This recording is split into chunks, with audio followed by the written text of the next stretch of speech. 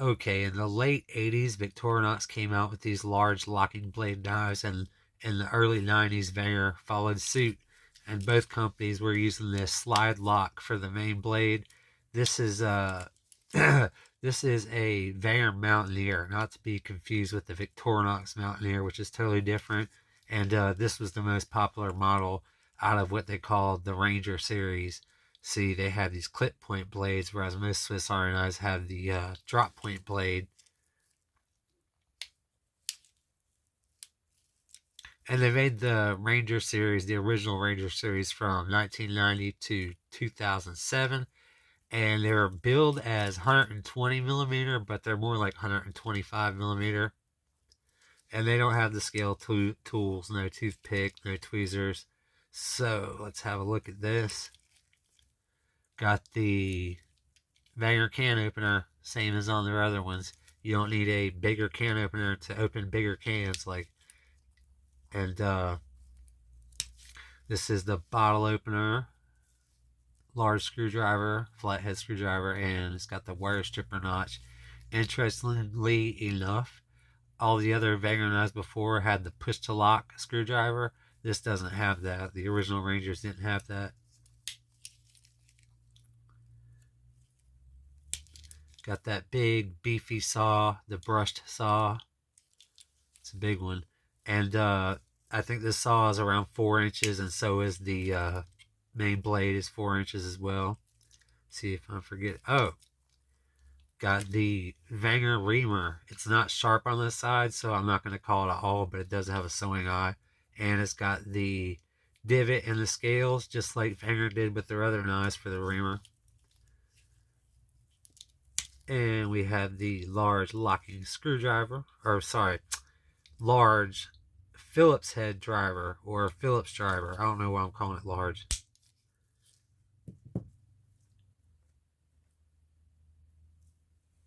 And then in 2007, by then Victorinox owned Wenger, and Wenger absorbed into Victorinox in about 2005. They made Wenger knives for like another 8 years. So this is part of the second Ranger series. It's actually a Delamont, because after that 8 years, they stopped making most Wenger knives, and they kept some of them called the Delamont series under Victorinox, because that's where the Wenger factory is, in Delamont, and they made them in the Wenger factory. So these are billed at 130 millimeter, but they're more like 127. They're very almost the same as the original Rangers. This second generation Ranger, it's a Delamont. So yeah, 125 millimeters, not including this what do they call it, key ring mount. And it's a Delamont. If it wasn't a Delamont, if it was the original Wenger second Ranger, it wouldn't have this toothpick and tweezers like it does. And so yeah, here's that big blade. This thumb, I guess you call it a thumb hole or whatever, that was Victorinox did that first. See, instead of the Wenger can opener, it's got some Victorinox tools like the can opener. The Victorinox can opener has this tip that works on Phillips screws. The Wenger bottle opener screwdriver, again, this is push to lock. So if you push on it while you're working on a large flathead screw, it's not going to close and bust your knuckles. The Phillips driver might be a Victorinox. I'm not quite sure. It's like that with the other Delamonts, though. The Phillips driver is the Victorinox, or at least I think so. Got the Victorinox Reamer, which is an awl. I call it awl. It's sharp on the side. It's got the sewing eye. So let's see if I'm missing it. Oh, how about this saw? This is a polished saw with a fingerprint smudge I put on it, I guess. So, and like I said, this is about the same size as the original Rangers, as that Mountaineer. If I didn't already say, this is the Ranger Grip 78, and it's got the they call it a liner lock.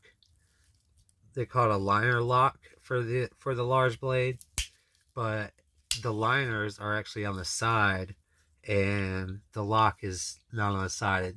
So Swiss Army Grizz, who I'd recommend you check out his channel, he calls this a spacer lock. But anyway, you push this symbol here, and the blade unlocks so you can close it. It's easy to open with one hand with your thumb. Make sure I'm not forgetting anything.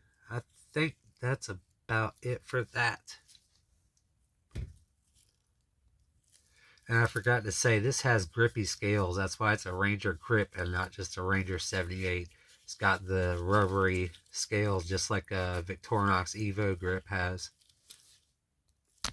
This thing right here is bulky. These second generation Rangers with the saw, or at least this one, is just bulky. It's not for me. I'd say to give it a lavage, but then again, I'm more used to the smaller knives. I really like this one. This Mountaineer is not bulky one bit. Okay, this is the Victorinox one-handed trekker. It's got that thumb hole. And I forgot to say this is called the one-handed Ranger because you can open it one hand because of that thumb hole. And this is like a larger version. This is 111 millimeters. It's like a larger version of the Victorinox hiker. Um, so yeah, for the longest time, Victorinox had the slide lock, just like this. And in 1994, they started making these what they call liner lock, and you pushed over with your thumb. But like I said, it's more of a spacer lock. And they didn't discontinue the slide lock. They made the slide lock until 2017, but they made the liner lock and the slide lock knives at the same time. The one-handed thing started in around 2005. Um, and with this thumb hole, if it's before 2007, it has this elliptical shaped thumb hole. After that, it had more of a circular thumb hole. Um, so let's check this thing out. The one-handed trekker got this the fine edge on the inside and then serrated on the outside. And a lot of people like that, like mountain men and woodsmen.